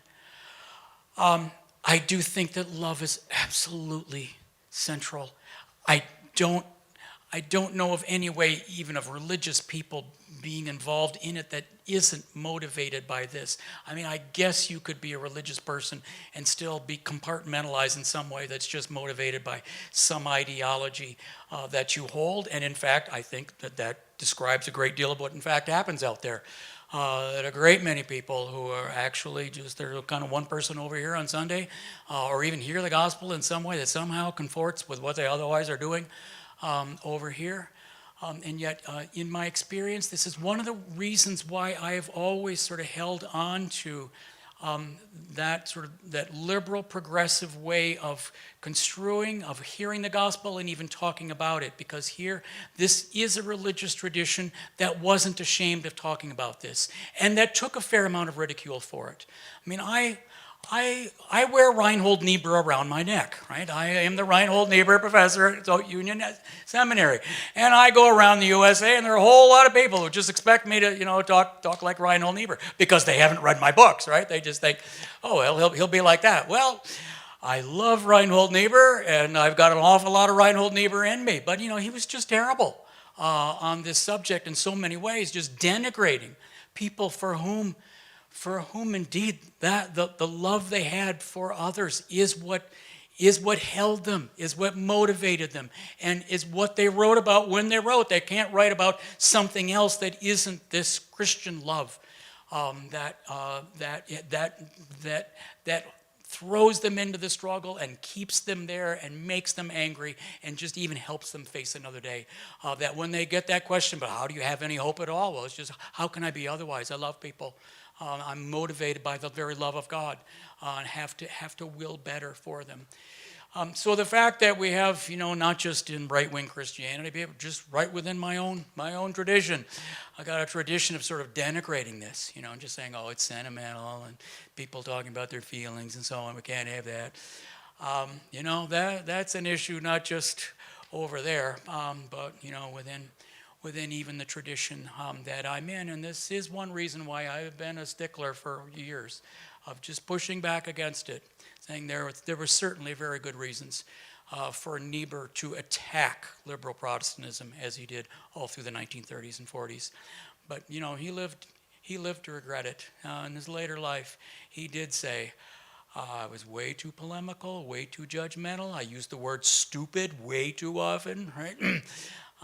Because indeed, what held him there, he knows what it is. It's that he is in a social ethics tradition. He teaches in a field that had no history or basis whatsoever except the progressive social gospel. It wasn't Christian realism. It wouldn't have existed if it had been Christian realist to start with. It starts with the very thing that he then made his career off of, denigrating and putting down, and he did live to regret that.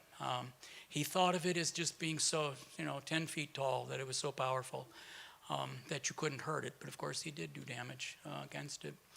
And so yes, this does your question. You took me into something more than I'm sure you were intending here.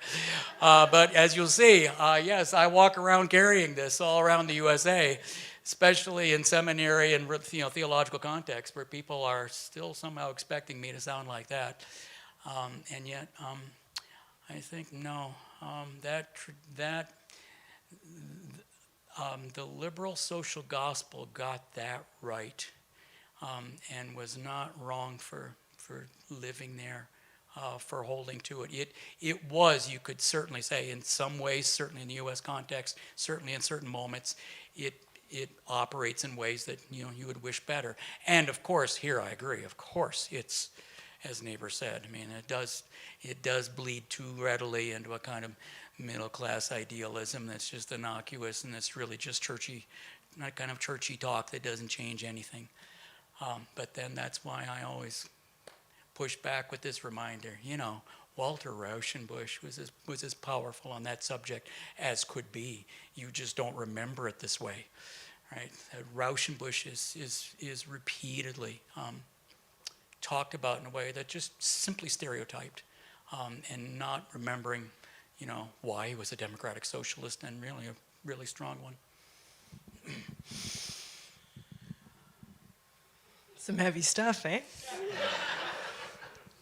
One of the things I know that Dad was always struggling with, and that I struggle with myself, is this rightful perception of the church as an oppressive and, an institution that has acted grave harms. And because of that, this idea that, as soon as you mention religion, it's like, oh, hey, right-wing weirdo, right? I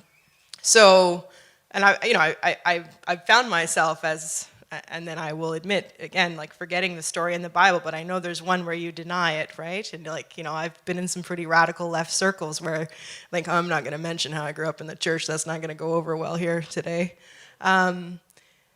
But Wab was talking about the different progressive spiritual traditions, religious traditions. So we have, examples of that in the Sikh community here, the Anishinaabe tradition, Dakota tradition, this social gospel Christian tradition.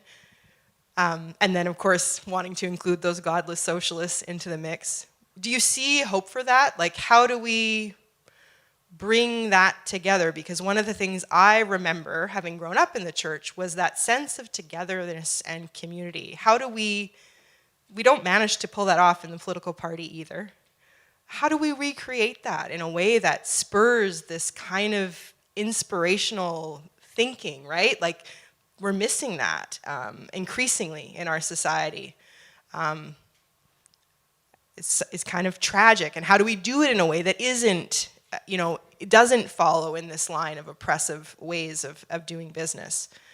I think about that a lot too, and I know it was something that Dad struggled with, and I'm wanting to figure out how we have these challenging conversations and we do build this better society together in a way that we all feel compelled and included, right?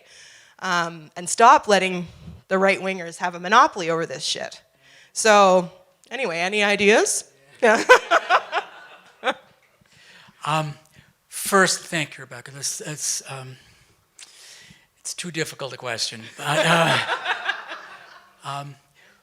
But firstly, the first thing I want to say about this is just tagging historically with what I put in play here.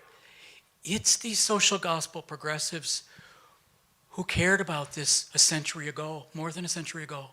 I mean, this is the only theological tradition where people are developing what became theology of world religions and comparative theology, comparative religion, all different types of sort of comparative analysis that are now all the rage in the academy, sometimes totally secularized. The only place where all that came from was within this story, because they understood that there weren't, even when you see them using words like Rauschenbusch would use the word, uses the word Christianize. And even in 1912, when he put it in the title of a book, it's like, ooh, you kind of, wince at it, right? And yet, you see, for him, Christianize to him meant the very same thing as humanize and democratize. And he does spell this out, how that's the case. He also says, if I just said humanized and democratized, well, it's just way less powerful, right? It has far less resonance.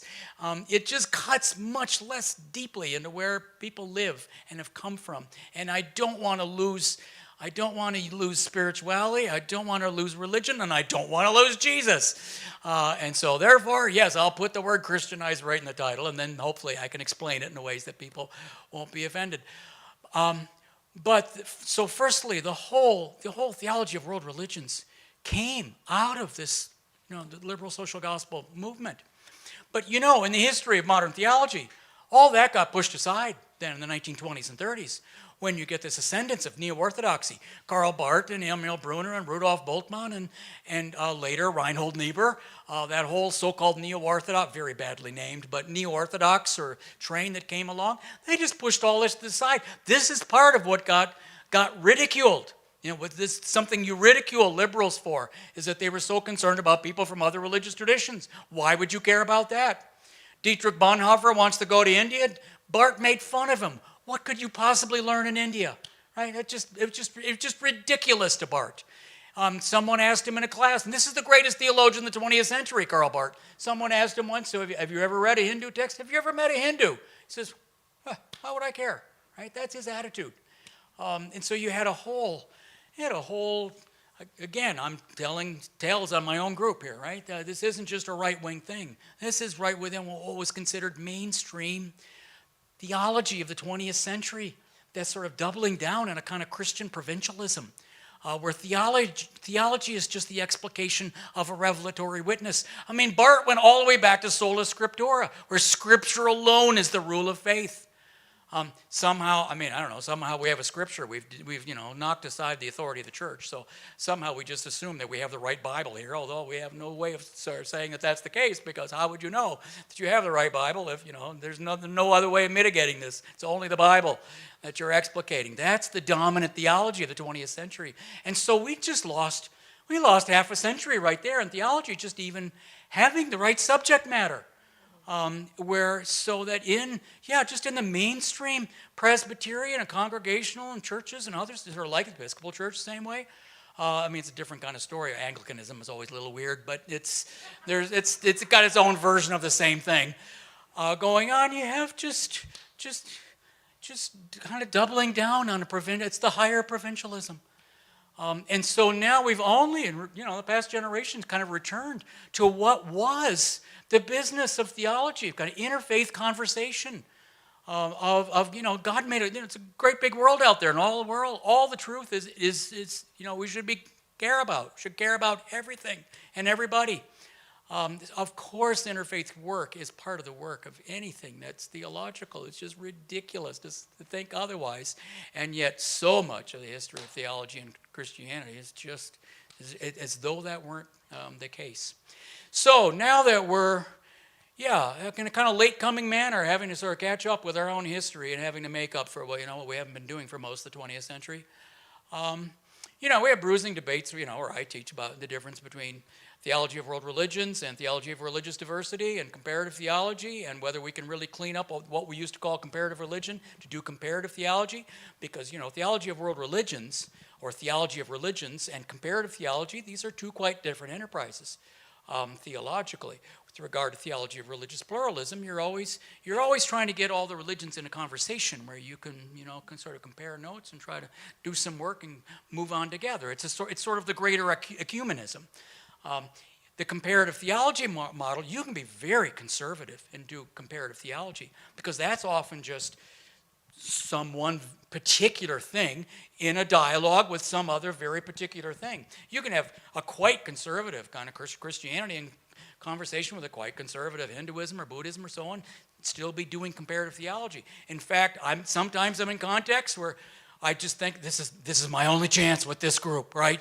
Is to say you could at least do comparative theology, right? You could at least have enough interest in somebody else, that you could be in a scriptural reasoning, back and forth, where you're at least seeing their humanity and seeing how they color the world religiously, what the world looks like to them, and then maybe you'll actually then get to where ecumenical conversation is supposed to take you, which is how do we build a better world than the one we've inherited. But all the seminaries now, like the political parties, political parties are even more hopeless, but the seminaries are just latecomers to all this, partly because our own history is just so baleful.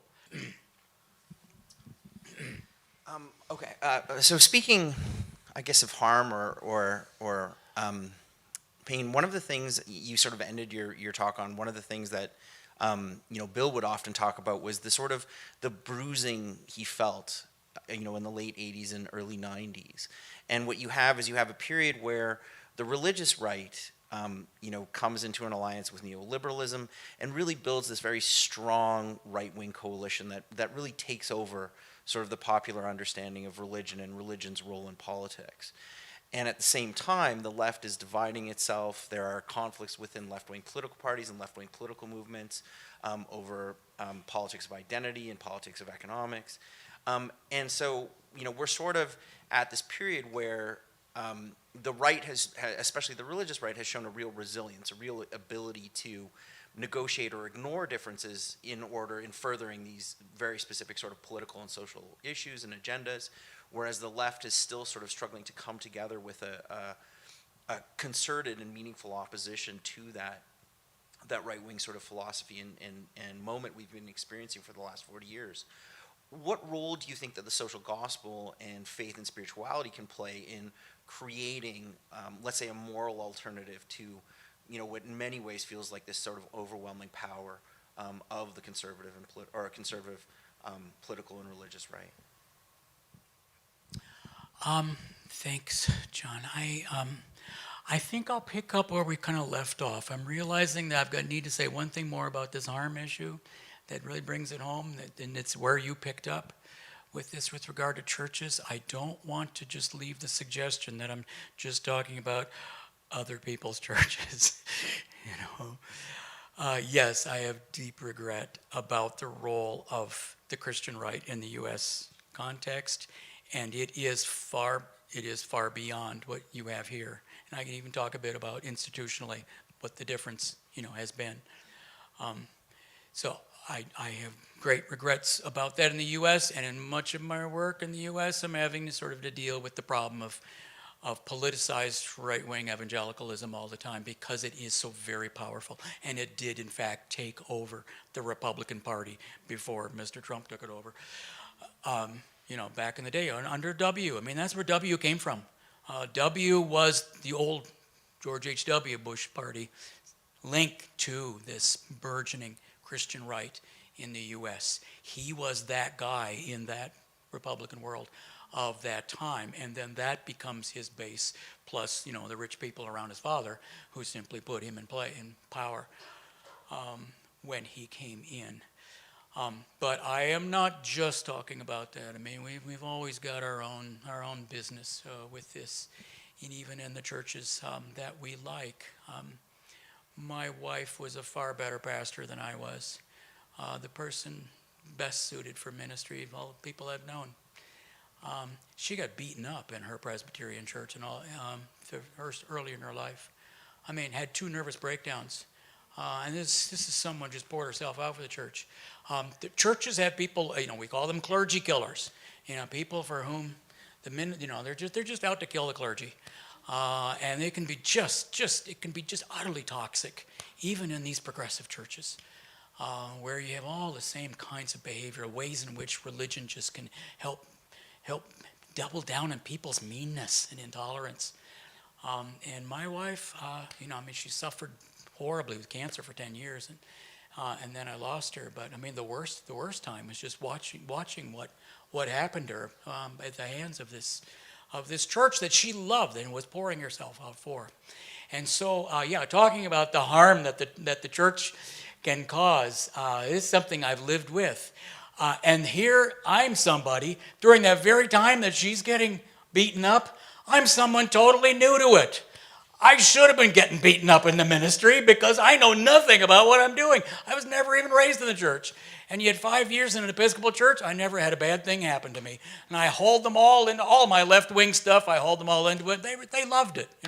So that can be the church too. That was a church that was just waiting for someone to say, here's what we could be involved in. They just didn't know before. And so anytime I just even hear stories or just see the church invoked, I just feel it firstly, just existentially, that this could mean one or the other, but really there's this very ambiguous something coming together. That's the reality of church world, and I don't care where you are. What I'm saying now will be, recognizable to you. So far then as this generational thing that you mark in the second part of your question is concerned, I've got 3 books in the pipeline right now, so I need to, not for long I'm going to be able to say this, but my most recent book is this book titled American Democratic Socialism. And it's a pretty smooth read, as you know, despite being a doorstopper, until you get to the next to last chapter. And the second to last chapter is about the very turn, the cultural turn that you are describing here, where on the left, we are now being challenged by, firstly, here comes neoliberalism, just remaking the world in its image. And so at the very time when we, old-time lefties are wanting to be able to foreground the economic justice issue and say, my God, if ever there was a moment when we need to link arms in order to push back against this thing that's just taking over the world.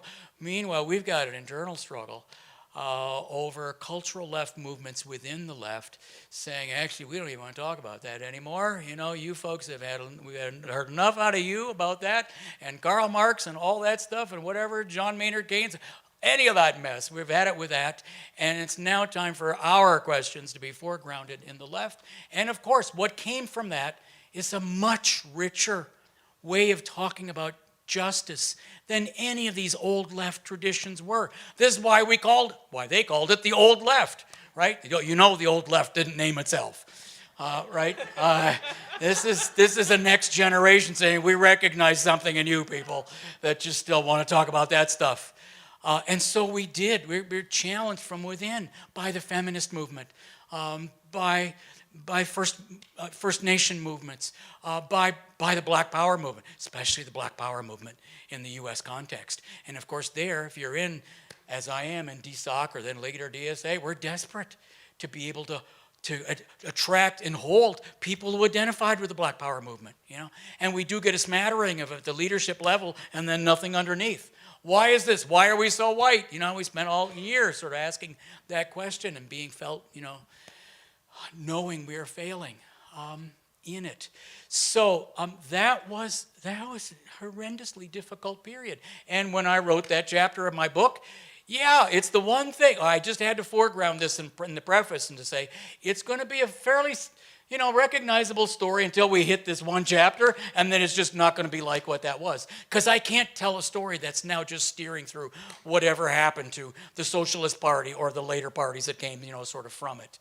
That would just miss most of what it was, which was the challenge of the cultural left that came up within the left, and which we need to sort of create a better left than the one we ever had before, but which, firstly, in the meantime, is going to have just very serious growing pains to go through, and people having trouble sort of dealing with each other, and resentment, and so on. And we only really got through it by virtue of people like Cornel West and Nancy Fraser and others who I've just, Cornel is my dearest friend. I don't know Nancy personally, but it's people like that who were saying, who hung in there saying we cannot let go of an economic justice argument. You heard it at the end here. We've got to be able to carry forward, especially at this time with the power of neoliberalism, and yet we have to be able to do it in ways that are recognizing cultural harms as equally fundamental to this economic justice rap that is second nature to a lot of us here. If we don't pull that off, if we don't have a left that is able to do that, we're just going to be another failure in a long sorry story. That's part of why my next to last chapter is kind of weird by comparison with all the rest of it. In addition, that's also the place where, and not coincidentally, this is when the academics take over, right? I could have called it, here come the academics, or something like that, right? Because, indeed, it's not until this moment that you described in your question that we even had many academics in the left. I can remember when we had hardly any. It's only with this cultural left generation, it's only when the children of the 1960s enter the academy. Now, they entered it before me, right? I'm 35 when I finally came in. I'm feeling like I'm catching up to people my own age who are, way out here in terms of their academic careers because, they just went right straight into the academy. I was not going to be an academic. No, that's selling out, right? I wasn't going to do that. There's a series of stories about how it happened that I ended up here anyway. But there's something peculiar to be marked here. When academics are now playing a role in an organization like DSA or in, left movements that they never had before, and are now, and not all to the good either, right? I mean, the academy is its own thing, so that too, it was a factor in all that has to be steered in that next to last chapter. Are we getting there? I did tell a hopeful story. When I get to the last chapter, I was as upbeat as I could be. But, I'm in an organization that I've been in from its beginning since I'm one of the founders of DSA. DSA is just, two groups, cobbled together. It's the New American Movement and Democratic Socialist Organizing Committee. DSOC was basically social democratic and old left. We wanted to get cooler, but we had a whole lot of kind of old style Marxists in there. And then NAM was children of the 1960s. That's SDS and people like that. Both of them finally by 1982 realizing, oh no, we have got to work together or we're both going to die. So we did cobble something together. And so this is an organization that I have a deep stake in. And I told a hopeful story about it in that book. And yet, virtually every day, I'm now in a caucus discussion. First, just the fact that I'm in a caucus. We had avoided that until just a few years ago. I mean, DSA was just, no, we're not the kind of organization that's going to have ideological caucuses. That's just been the death of the left over and over again, to having one self-righteous group and then another group that's even more self-righteous than that group and then another one that sort of trumps them for self-righteousness and so on, and then they just talk to each other and then fight with all these people over here, and then, that's what they call action, is that. And no, we never had that in DSA. And then we get this rush from the Bernie campaign in 2016. And now DSA is up to 105,000 members or something. And now a whole generation, the first thing they demanded was caucuses, because they don't trust, these people and those people. They only trust people in their sort of ideological wicket, and got to have a caucus for that, and got to have politicking even for how the caucus is going to meet. The pre-programmed meetings for how the caucus is going to operate once it does something, let alone how it's going to operate once it gets to the convention. I'm holding out against all this because no, caucuses are bad, and I'm trying to tell them this historical story. And no, they're going to have caucuses. So now I'm in a caucus, right? It's people like me who said we shouldn't have caucuses. And there is a frustration in it, in rarely having access to the breadth of my own organization when I'm a founder of, because I don't have access. They won't let me into any other caucus. That's part of the rule, right? If they find out that you're in some other caucus, they boot you out. And that's where we are right now in the left. We're kind of insistently re-balkanized. And we are fighting. The last thing I'll say about this, I'm going to end up in such trouble for this, but we are refighting the battles of the First International.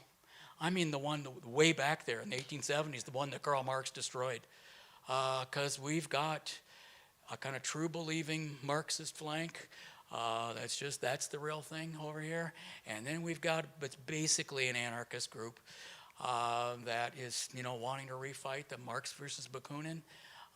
And we've got that going on within something that calls itself Democratic Socialist Organizing of America. We even have a communist caucus in DSA. Explain it to me. Isn't this supposed to be precluded by the name? But no, this is where we are now. So the issues we have on the left with just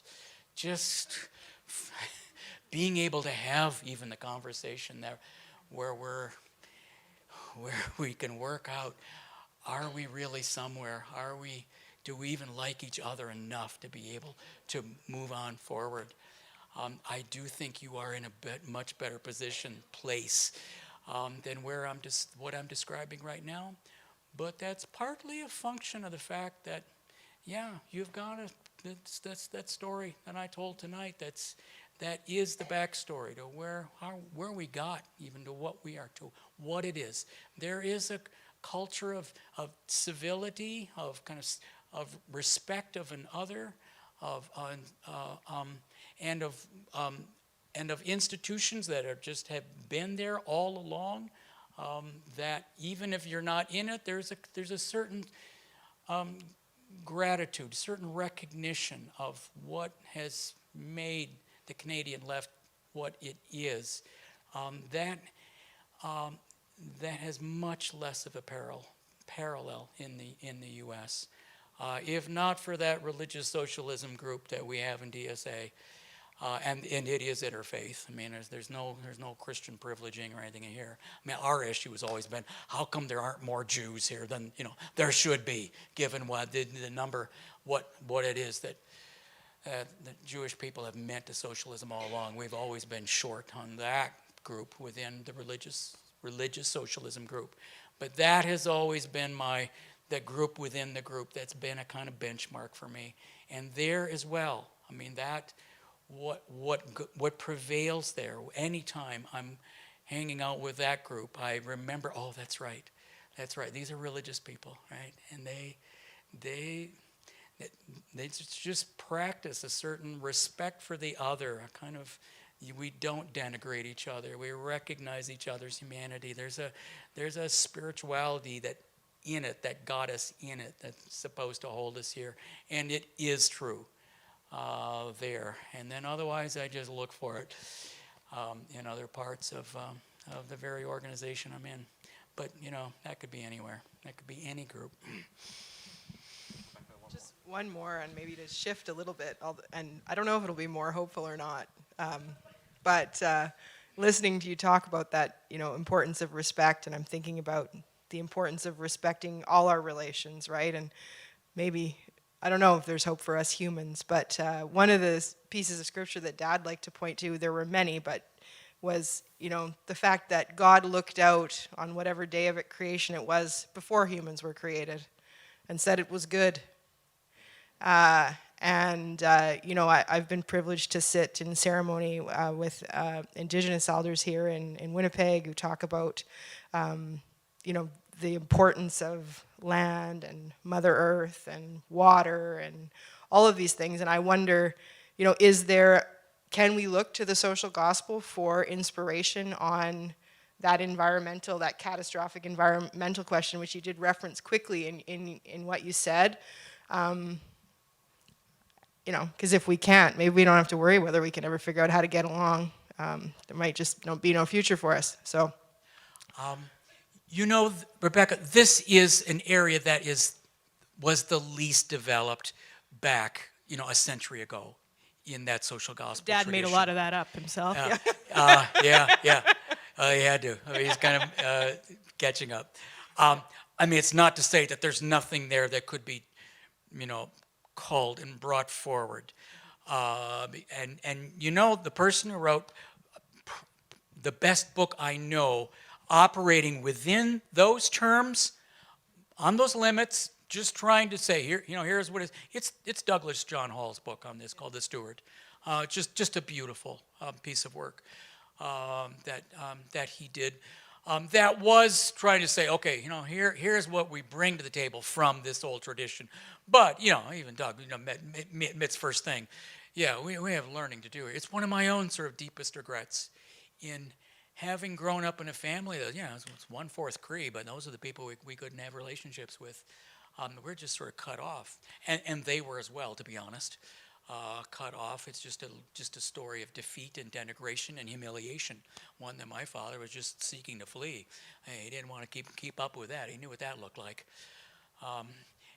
But to have just sort of lost what a source of connection that, should have been my birthright, but was cut off from me. Well, it's not that far from what people now in modern religious communities that don't have a very strong or natural way of speaking about it from their own religious communities, except that biblical language of stewardship and care for creation that God loves, have got to be taught, got to even allowed to be able to feel it on a level that isn't then encouraged by a new hymnody, by praying and just literally practicing the faith with practices that aren't just, not just that 19th century hymnal that had virtually none of this.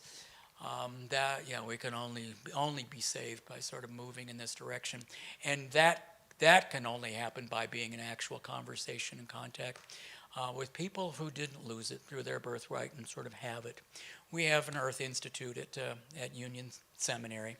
It's run by Corinna Gore, and yes, she's the daughter of Al Gore, so of course she's hooked up to rather substantial eco-justice communities and institutions all over the world, and it's like a cornucopia of that at Union. I mean, we simply allow her to do whatever you want to do next, Corinna. Sort of bring them in and bring it to us. But it's just a tremendous, resource for our students. But just even developing media around this and developing religious tradition, developing curricula and the like that are what actually she's doing there. I think, religion has no future. That isn't a big part of it. Okay. Daniel, go ahead. Sure. Hi, everybody. I was asked to provide some brief closing remarks by Josh, so I thought I would do that. Beware the politician promising brief remarks. I don't want to bury the lead, so I do want to start just by thanking Professor Dorrien for having told the story of an important part of our heritage in such a compelling way, and for the gracious way that you situated Dad in that story. I thought that was very well done and certainly very much appreciated. I also wanted to thank Josh and John and Tracy from the University of Winnipeg, who worked together to put all of the nuts and bolts of this evening together and to make it the success that it's been. So I thank you very much for that. And I just want to say that I've found this evening's talk, both the lecture and the discussion afterwards, quite inspiring. I don't think anyone will be caught off guard in this room at the fact that we're living in a very difficult time. And as somebody who talks to a lot of people often about the time that we're living in and the lived experience of so many people as they live through the economic challenge that we're living in and the political challenges and the change in political tone over the last few years. Something that's been a long time in the making but was accelerated by the pandemic. I think, tonight's talk, and particularly, I think that the theme of love and hope is a really important one, because there's a lot of division right now, and I think it's incumbent upon us, all of us, to try and find a path out of the divisive, angry polarization that's dividing us and that has a great potential for harm. To find a path to a brighter future. There were some moments during the pandemic when that felt very possible, when Canadians in the early part of the pandemic accepted the argument that we needed to support each other, that we needed to look not just at temporary income relief, but to ideas like a guaranteed basic income as something not just for the immediate situation of the pandemic, but perhaps a positive lesson that could be taken out of the pandemic and build a more just future. So we talked a little bit about anger and the way that love can bring about anger and a kind of righteous anger, appropriately righteous anger. But there's a lot of anger that's not grounded in love today. And, they say oppression breeds solidarity, and anger can bring about certain kinds of solidarity. And I think, it's important for the left, I think, in this moment to appreciate and give voice to the legitimate anger that so many people feel about the way they're being treated in the economy, about the way they're being treated by the powers that be.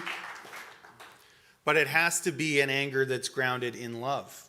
It can't just be the tear it down anger. There's a lot of that on offer. There's people very deliberately and explicitly selling that anger that comes from a place of a kind of selfishness, because it doesn't have the love that would direct that anger not on ourselves, not to tear things apart, but an anger that is focused on outcomes.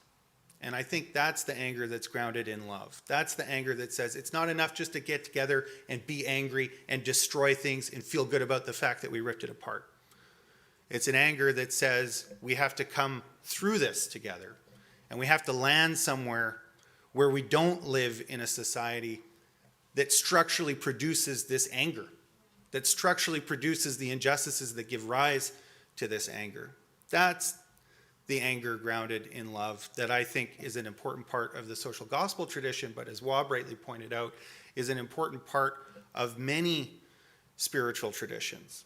And as David Woodbury rightly pointed out, many secular traditions that nevertheless, and I'm going to borrow this term from a Canadian thinker and New Democrat and socialist Charles Taylor, our moral sources.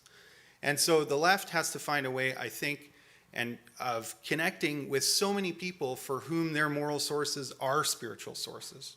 It doesn't mean that we have to say that everybody must be spiritual, but it means that we have to find a way to talking to the so many people out there for whom those moral sources are spiritual sources, and to find in that ecumenical dialogue and that interfaith dialogue ways of translating for each other to show the extent to which we're on the same page and that a better world is possible. And so I want to thank once again Professor Dorrien for having given us a window into how that might be done, not the only way that it could be done, but an example of how people at various times in our history within the social gospel movement have tried to do that, so that we might go out into the world and try and do that in our own ways, in our own communities, with the faith traditions and the important secular moral traditions that inspire the people in our communities today. So thank you very much for giving us a particular example from history of how we might go out and try and replicate the best of that work and leave the rest. And thank you to everybody who came out this evening to be part of what I think is a really exciting speaking series that, as Josh pointed out, through the good work of the Douglas Coldwell Layton Foundation, isn't just happening here at the University of Winnipeg, but is going from coast to coast to coast and will be available to everyone in Winnipeg through live stream and after recordings, so that if you are inspired by this speaking series, you don't just have to wait for it to come to your own town. You can participate directly from wherever you are in the country or indeed the world. So thank you again to everyone who did the work of putting it together. Thank you for Professor Dorrien for such an inspiring talk, and thank you to a wonderful audience for having been here to support this evening.